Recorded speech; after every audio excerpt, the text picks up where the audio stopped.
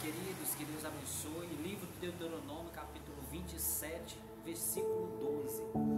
Quando houverdes passado o Jordão, estes estarão sobre o monte Gerizim, para abençoarem o povo, Simeão e Levi e Judá e Isacar e José e Benjamim. Glória a Deus. Quero falar de Gerizim, o monte da bênção. Deus escolheu este monte que tinha 230 metros de altura a partir do nível do mar e tinha uma grande vegetação nele. E esse monte, Deus falou de dois. Falou do monte Gerizim, onde foi profetizado as bênçãos sobre Israel, e do monte Ebal, aonde foi profetizado a maldição, caso os judeus, os hebreus, não obedecessem à lei de Moisés. Então, esse monte, de cima desse monte, foi profetizado.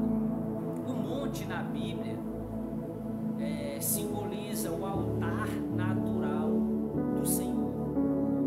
Começa na Bíblia falando do Monte Sinai, que era o monte de Deus, aonde Deus falou com Moisés. E também depois que Deus desceu, que está escrito em Êxodo capítulo 19, Deus desceu e pronunciou as palavras da lei dele ali naquele monte. Então o monte era um lugar também muito querido, muito apreciado pelo Senhor Jesus. A Bíblia fala que teve um período que o Senhor Jesus esteve em Jerusalém, que toda noite ele passava a noite no monte, que era o jardim do Getsemane, que ficava de frente para o templo, a cerca de mais ou menos 1 quilômetro do templo. E o Senhor passava a noite lá em oração, e de madrugada ainda ele descia, e uma multidão ia ter com ele para serem curados, serem libertos e ouvirem a sua mensagem. Isso nos dá um ensinamento para os líderes, que o Senhor Jesus, ele não tinha tanto poder para curar, para expulsar demônio, para ressuscitar os mortos, só porque ele era o Filho de Deus, não. Mas era porque, em primeiro lugar, ele tinha uma vida realmente consagrada. Ele era um homem que estava aqui na terra, que vivia de oração e de jejum. O Senhor Jesus jejuava muito. Muitas pessoas pensam que o Senhor Jesus só jejuou aqueles 40 dias para ele começar o seu ministério. Aí onde você se engana. Ele estava sempre jejuando.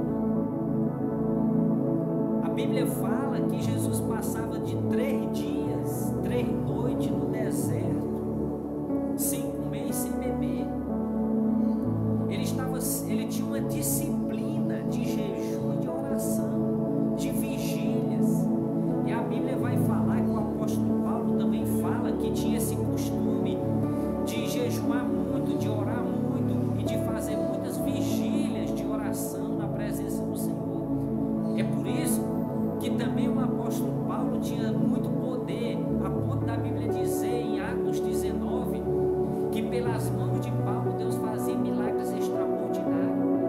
Então hoje, por que a igreja, a maioria das igrejas são fracas, não tem poder? Porque os líderes não querem mais pagar o preço do jejum e da oração e das vigílias. Porque quem pagar esse preço